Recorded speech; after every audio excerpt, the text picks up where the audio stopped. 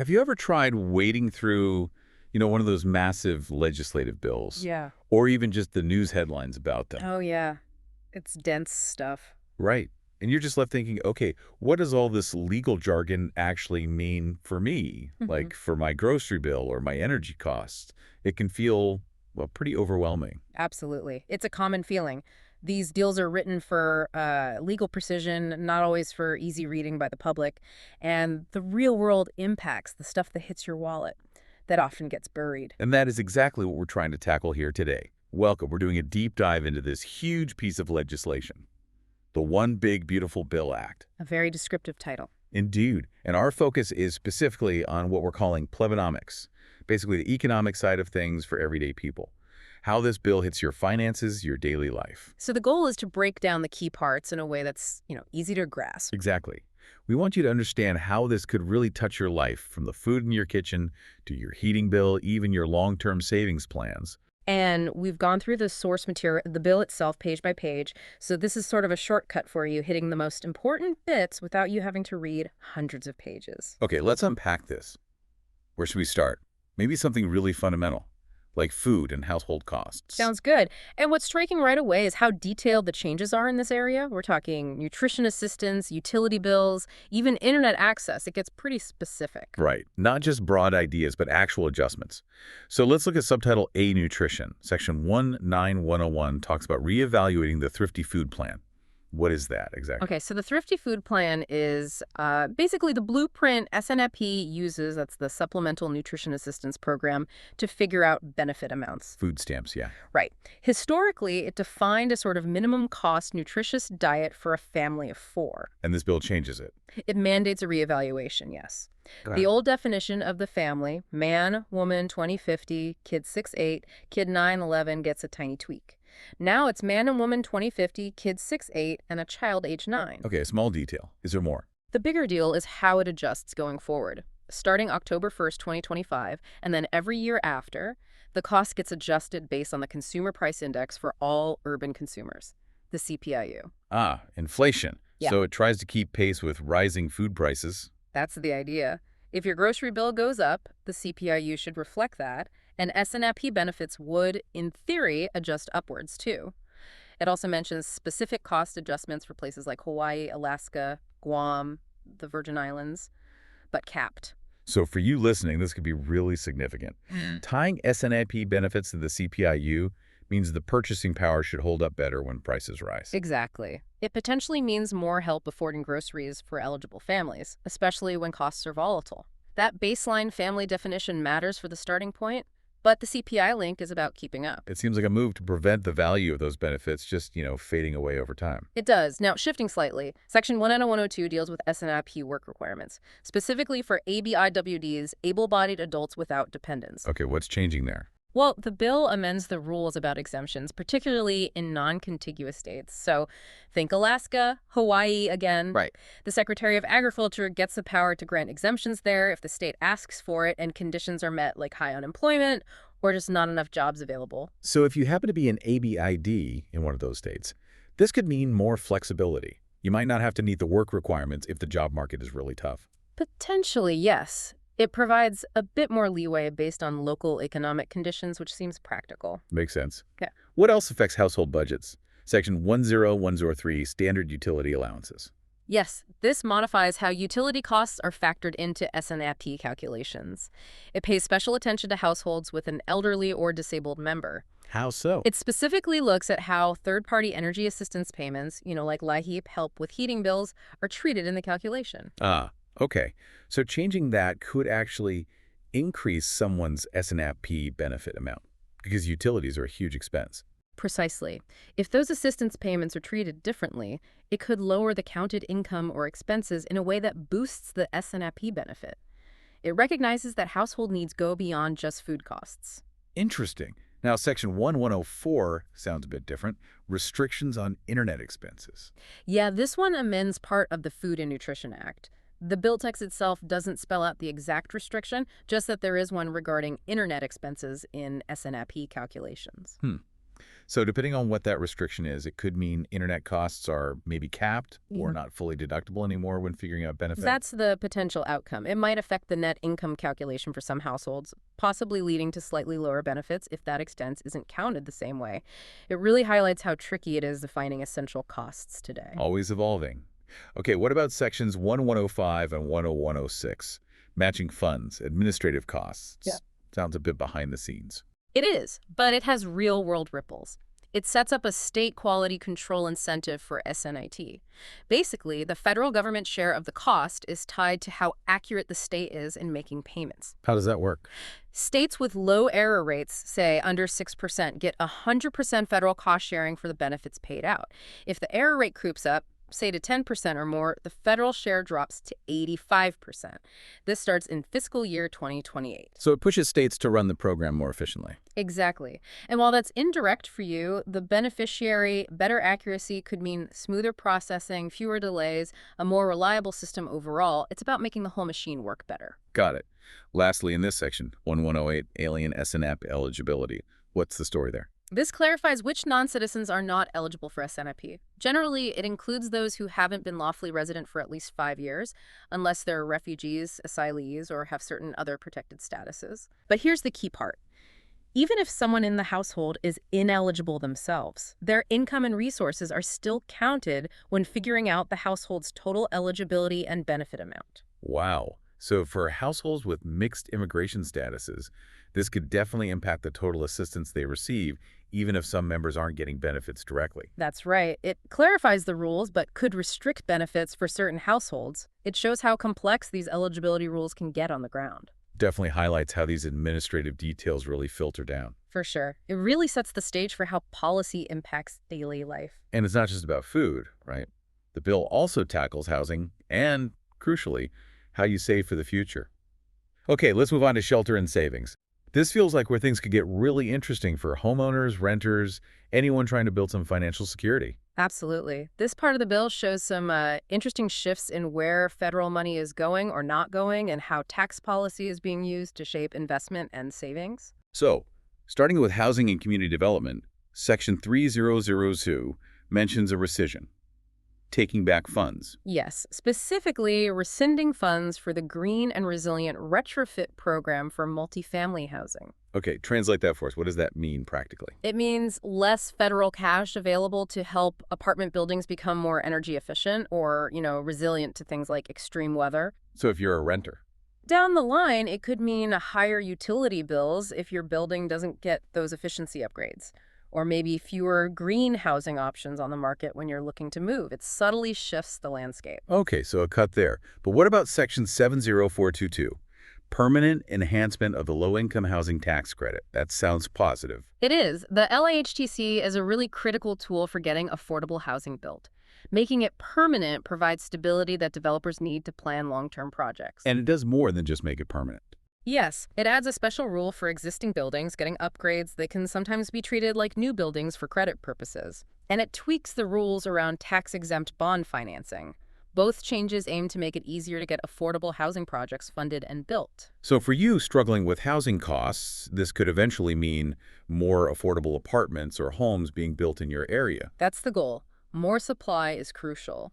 Making the program more accessible for developers should, hopefully, lead to more units becoming available faster. It's a long-term play. Okay, then there's Section 70421, permanent renewal and enhancement of opportunity zones. Remind us what those are. Opportunity zones are designated low-income areas where investors get tax breaks for putting money in. This bill makes the program permanent and enhances it. How does it enhance it? It modifies some definitions, expands the types of gains that qualify for tax benefits, and adds specific rules to encourage investment in rural zones. Big emphasis on rural areas, actually. And transparency. Yes, huge addition there. New, strict reporting requirements for the funds and businesses operating in these zones, with penalties if they don't comply. The Treasury has to publicly report on jobs created, poverty reduction, housing data, things like that. So if you live or work in an opportunity zone, the idea is this will attract more investment, potentially leading to jobs, new businesses. That's the explicit aim. More jobs, better local economy. The reporting is meant to ensure these benefits actually reach the community, not just the investors. And the rural focus could be a big deal for areas often left behind.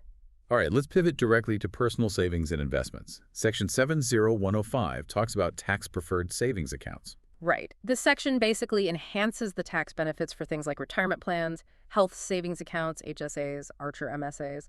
One specific example they give is making permanent an exclusion related to employer health plans that was set to expire in 2026. So permanence seems to be a theme here. What does Yeah. that mean for your planning? It means more certainty. You can plan long-term for retirement or healthcare savings knowing these tax advantages are locked in. It makes it easier to build that financial security without worrying a key benefit will disappear. Okay, now this next one really caught my eye. Sections 703E1 to 70303 establish Trump accounts, new savings for kids. Yes, a completely new thing. These are tax-advantaged savings accounts specifically for individuals under 18. How do they work? Contributions aren't generally tax-deductible before age 18. There's a $5,000 annual limit, though rollovers are exceptions. And importantly, they're designed to invest primarily in a broad U.S. stock index, like the S&P 500, not specific industries. Okay, interesting structure, but there's more. Right, a credit. This is the kicker. A new refundable tax credit of $1,000 for eligible kids, basically, those born after December 31st, 2024. And this credit gets paid directly into their Trump account. Refundable meaning even low-income families who don't owe taxes get it. Yes. And crucially, the bill says this payment is not subject to the usual offsets, like for back taxes or other debts. The full $1,000 goes into the account. There are also penalties for fraud related to claiming this credit. Wow, so this is a very direct way to encourage or even jumpstart savings for children, especially for families who might struggle to save otherwise. Absolutely. That $1,000 protected from offsets could be a significant starting point for building wealth for a child from a very young age. It's a novel approach. And finally, in this section, 529 accounts, Section 70413 and 70414 expand them. Yes. For a long time, 529s were mostly seen as just for traditional college. This bill broadens the definition of qualified higher education expense. To include what? Things like apprenticeships, professional licenses, other recognized post-secondary credentials that lead to jobs, not just four-year degrees. And they know. It also increases the lifetime limit for those specific types of expenses the credentialing and apprenticeship costs from $10,000 up to $20,000, starting after 2025. So, much more flexibility.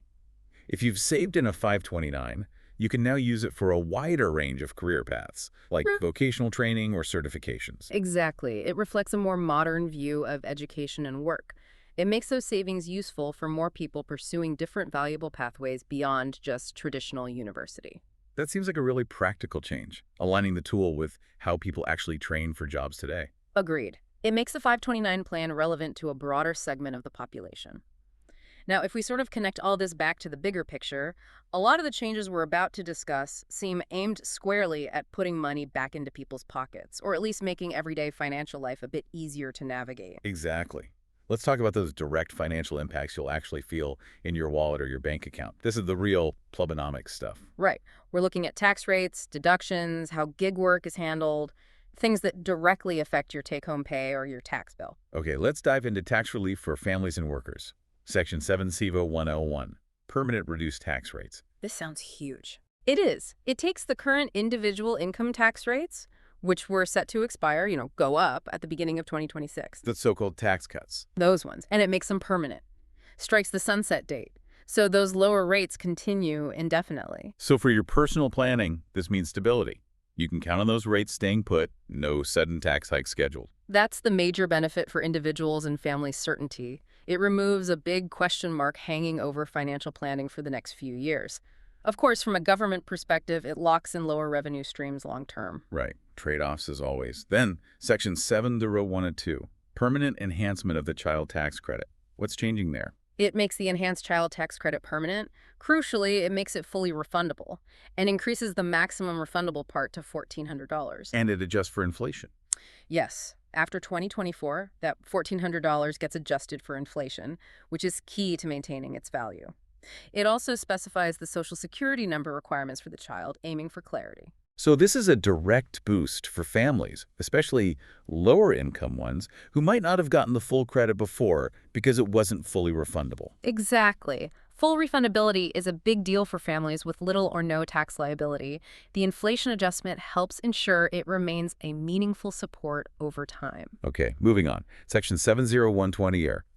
Deduction for qualified tips. This is new. Brand new. It allows workers who receive tips to deduct the amount of qualified tips they received during the year if those tips were reported to the employer. So if you're a server, bartender, anyone in the service industry reporting tips. This could reduce your taxable income, potentially a lower tax bill or a bigger refund.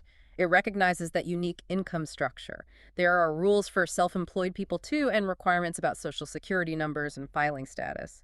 Employers also have new reporting duties. So a benefit, but maybe some new paperwork involved. Potentially, yes. Implementation details will matter there. But wait, there's more tax relief for workers? Section 7020. No tax on overtime? Seriously? Well, it allows a new deduction for qualified overtime compensation. That means pay for hours worked beyond your normal work week. A deduction, not completely tax-free then. Right, it's a deduction. But the effect is similar. It lowers your taxable income based on your overtime pay. The Treasury is supposed to change withholding procedures too, so you might see more in your paycheck right away, and employers have to report it on your W-2. So this is a direct benefit if you work hourly and get overtime. Makes those extra hours more valuable in terms of take-home pay. Precisely. It could increase your net pay for overtime hours, maybe even incentivize working more overtime, boosting income for those workers. Interesting. And Yeah. one more deduction. Section 70203 for car loan interest. Yes, a deduction for qualified passenger vehicle loan interest. For a limited time tax year starting after December 31, 2024, and before Jan 1st, 2029, it makes interest paid on car loans deductible up to $10,000 per year. For new or used cars. Both, new or used passenger vehicles. It applies even if you don't itemize deductions. That's big, so people taking the standard deduction can still claim this. Yes. Though it does phase out at higher income levels, so it's somewhat targeted. But for many middle-income folks with a car loan, this could be a new way to save on taxes for a few years. Okay, shifting to small businesses in the gig economy now. Subchapter D, Section 70432 sounds important. Repeal a revision to de minimis rules for third-party network transactions. That's about the 1099K forms, right? Exactly. Remember the rule change that lowered the reporting threshold for platforms like PayPal, Venmo, Etsy, eBay down to $600? Yeah, that caused a lot of confusion and concern. Well, this bill repeals that revision.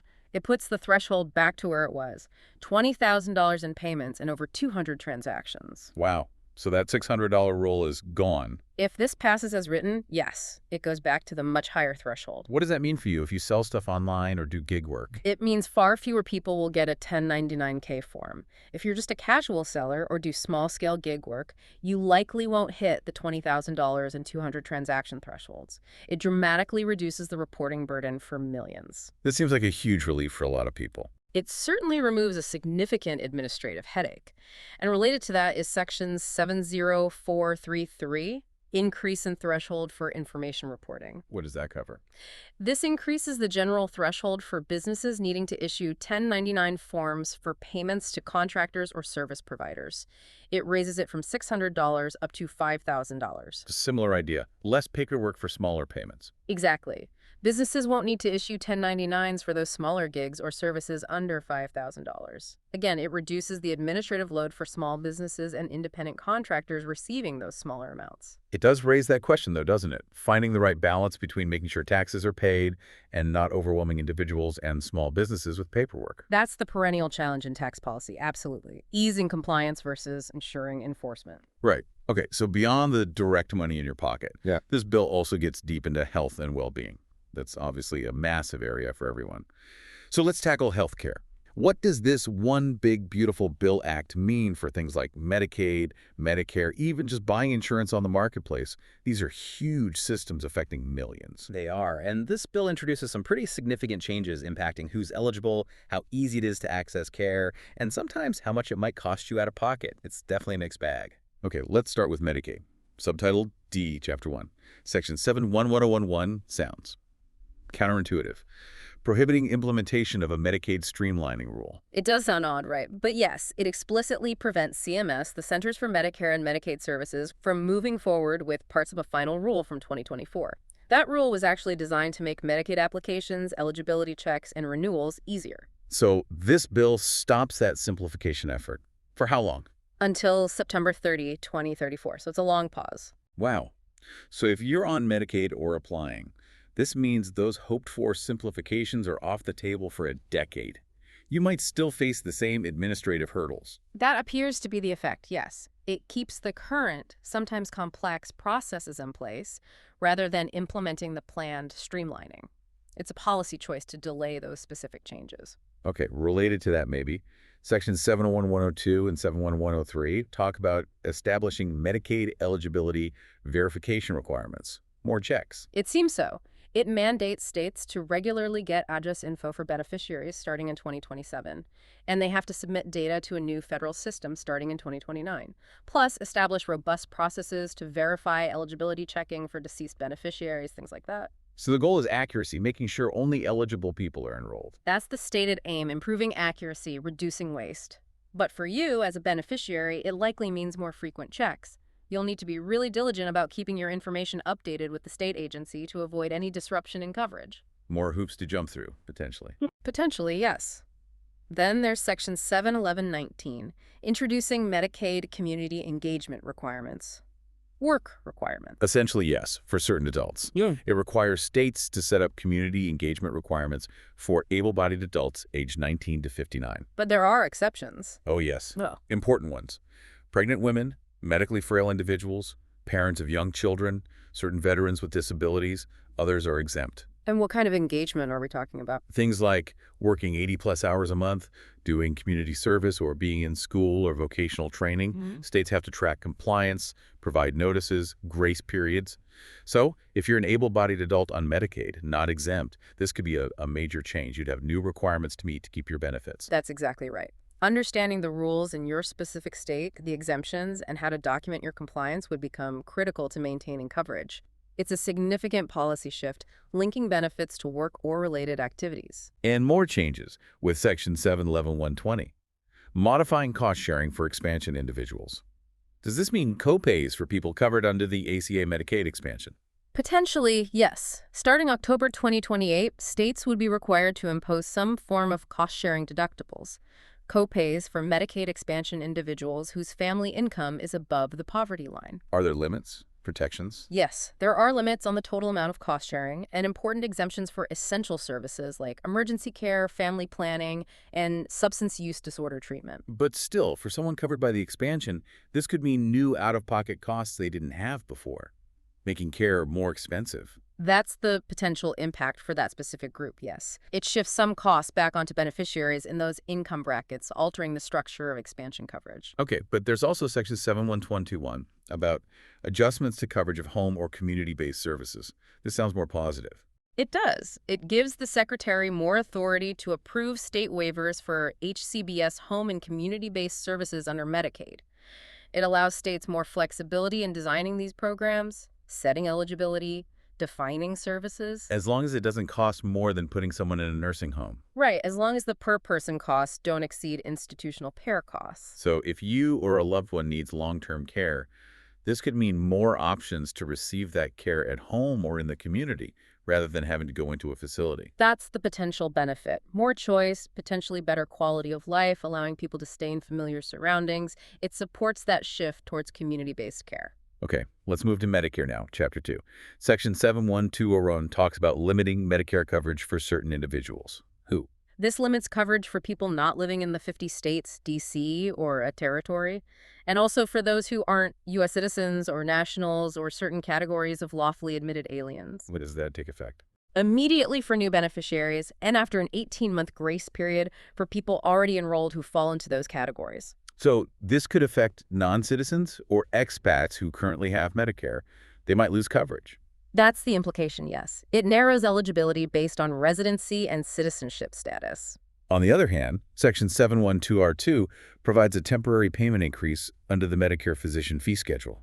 Good news for doctors. Yes, it's a temporary bump in payments for physicians under Medicare, citing exceptional circumstances. How does it help me as a patient? Indirectly, but importantly, it helps ensure doctors continue to accept Medicare patients. If payments get too low, doctors might limit the number of Medicare patients they see, so this helps maintain your access to care. Ah, okay. Keeps the system stable for beneficiaries. Yeah. Now, Chapter 3, Health Tax and Insurance Access, Section 71301 and 71302, Premium tax credit eligibility. Changes to ACA subsidies. Yes, it limits who can get the premium tax credit, PTC, those ACA marketplace subsidies. It specifically disallows it if someone is ineligible for Medicaid due to their alien status. And it adds a new requirement to attest to your eligible alien status when claiming the credit.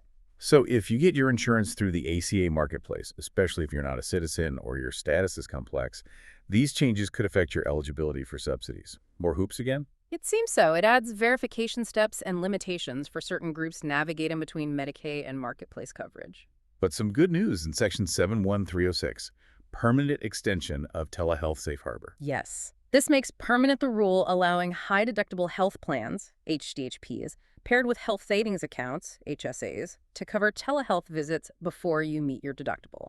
So you don't have to pay the full cost of a virtual visit out of pocket until your deductible is met. Exactly. It makes telehealth much more accessible and affordable if you have that kind of plan. A big win for convenience and cost, solidifying telehealth's role. And finally, Section 71307, allowance of bronze and catastrophic plans with HSAs.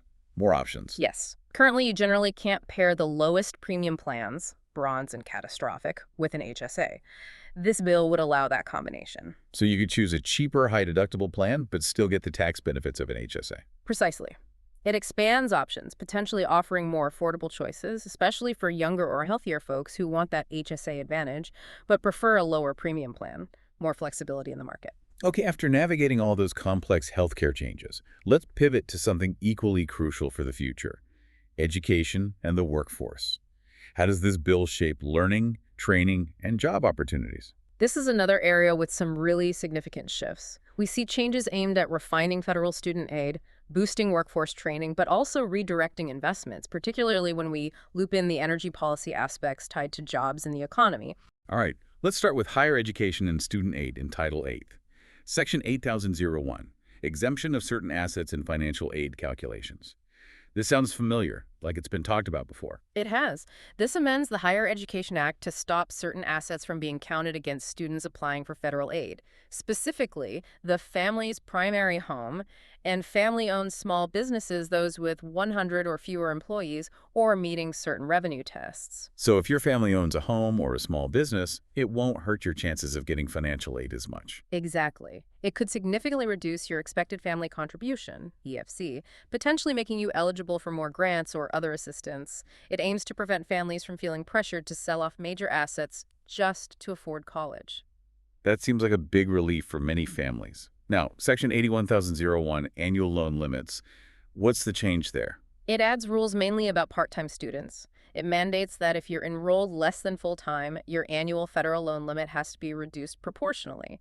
It also defines expected duration for programs more clearly. So your loan amount gets tied more directly to how many classes you're actually taking. Prevents overborrowing if you're part-time. That's the idea. More responsible borrowing, aligning the loan amount with the actual course load. Okay, Section 82001 seems huge. Transition to income-based repayment plans. Automatically. Yes, this is a major overhaul. It requires the Secretary of Education to automatically transition all federal student loan borrowers into an income-based repayment IBR plan by July 1st, 2028. Unless they opt out. Unless they actively choose the standard 10-year plan instead. And it sunsets older IDR plans, moving everyone to a single, unified IBR plan for all outstanding loans. Wow. So IBR becomes the default. Yeah. That could lower payments for a lot of people, tying them to income. Potentially, yes. It could make debt much more manageable for millions. However, the bill also delays the implementation of certain borrower defense to repayment rules until 2035. So some paths to loan forgiveness might be pushed back. Ah, okay. So easier payments for most, but maybe harder to get loans forgiven under certain circumstances. A trade-off there. Seems that way. It's a significant restructuring of the repayment landscape. Now, shifting gears slightly, Section 83001 introduces workforce Pell Grants. Pell Grants for shorter programs. Exactly. A new category of Pell Grants specifically for short-term training programs defined as 8 to 15 weeks long. What kind of programs? They have to be in high-skill, high-wage, or in-demand fields and lead directly to a recognized credential or prepare you for immediate employment. Think specific job training, not necessarily a degree. So if you want to quickly get skills for a specific trade or job, this could help pay for that shorter focused training. That's the goal. It opens up Pell Grant funding to these faster career-oriented programs, creating new pathways to jobs without the commitment of a traditional degree. Aligns aid with immediate workforce needs. But there's a flip side. Section 8302, prohibition on Pell Grant eligibility for certain programs with low earnings. Right. This says programs won't be eligible for Pell Grants if their graduates consistently have low earning outcomes. How is low earning defined? It's based on whether the median earnings of program completers fall below certain benchmarks compared to other workers in the state or field.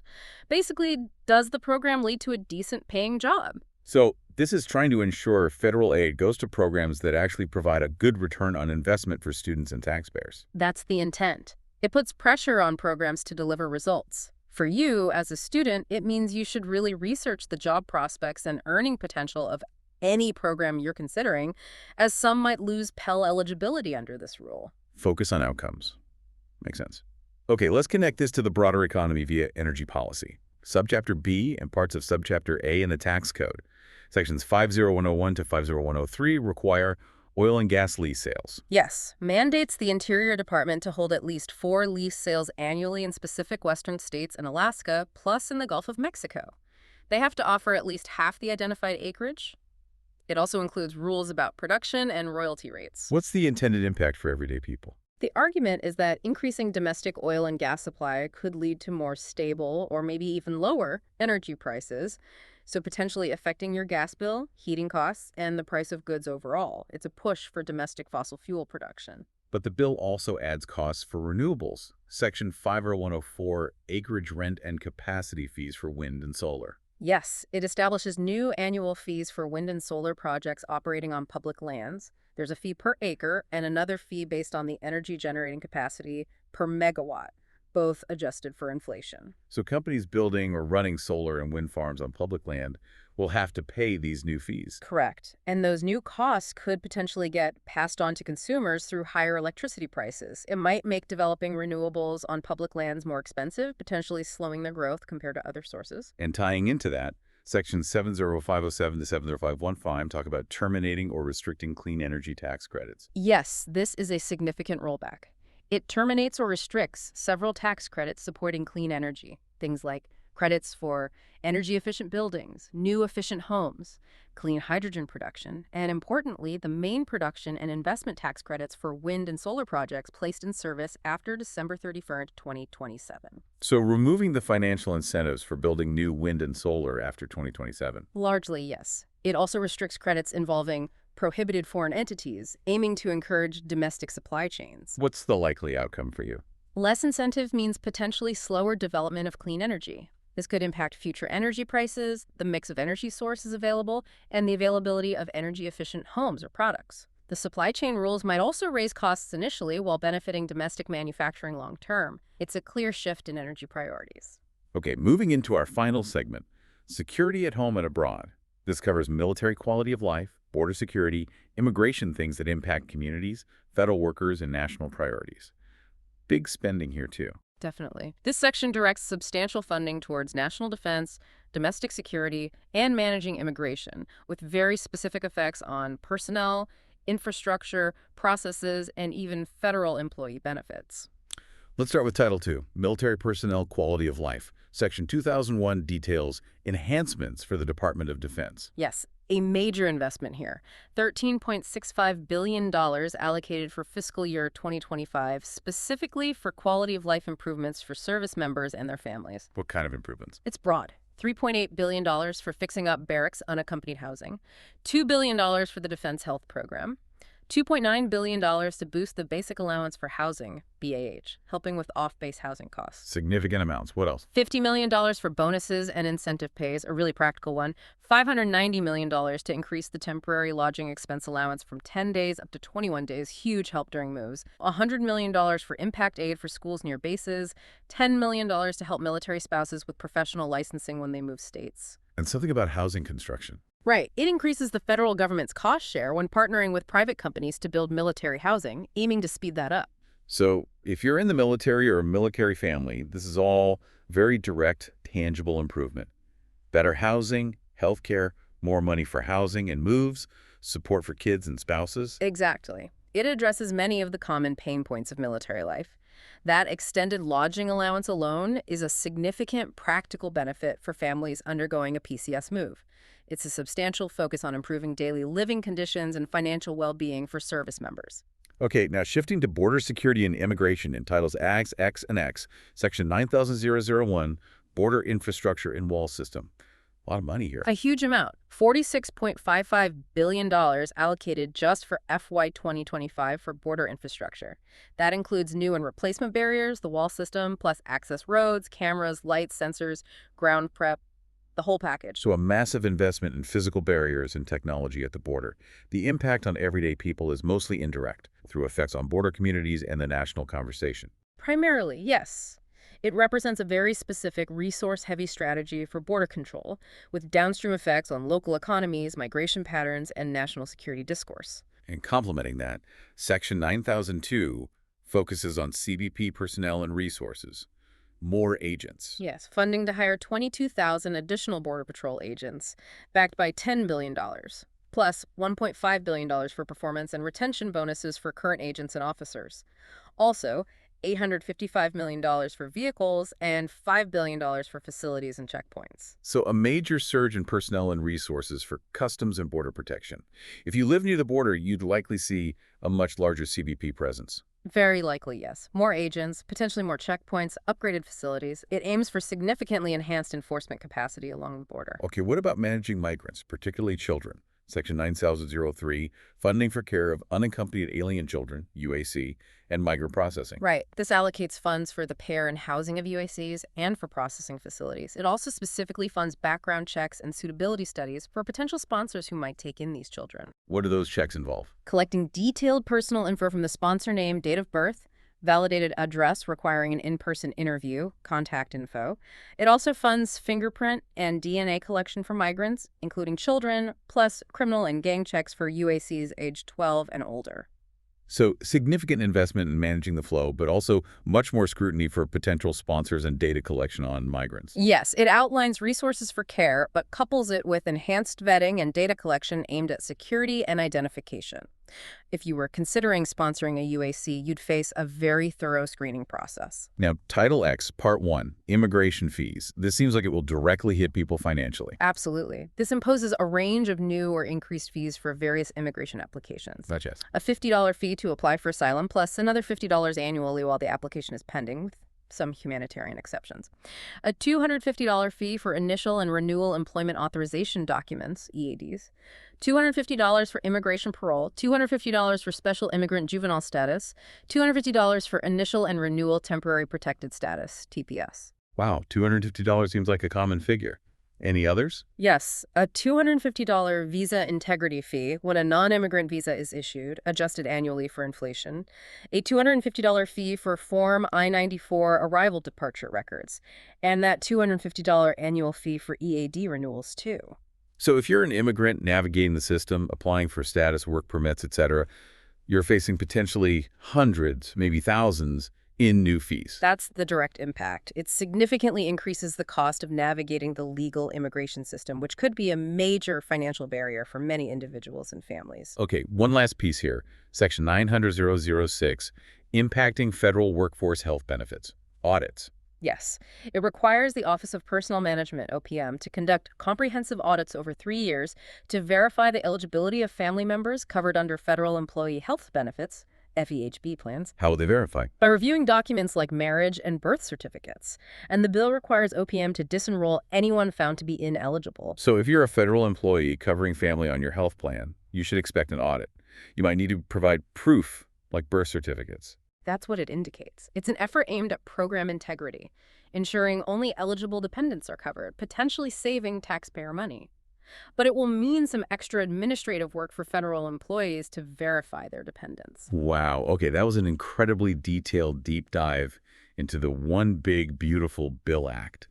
We really tried to pull out how these huge legislative pieces ripple all the way down to, everyday economics, the plebonomics of it all. We covered a lot of ground, from the thrifty food plan and SNAP changes to that no tax on overtime, the new Trump accounts, the shifts in housing policy, the big changes in Medicare and Medicaid eligibility and access. Right. Student loans, energy credits, military quality of life, border funding, immigration fees. Yeah. It really touches almost every aspect of life. It really does. And seeing those specific details, the dollar amounts, the thresholds, the eligibility criteria, it shows just how nuanced the impacts can be on your financial health, your access to services, your future planning. It certainly does. So as you, our listener, go about your week, maybe mull this over.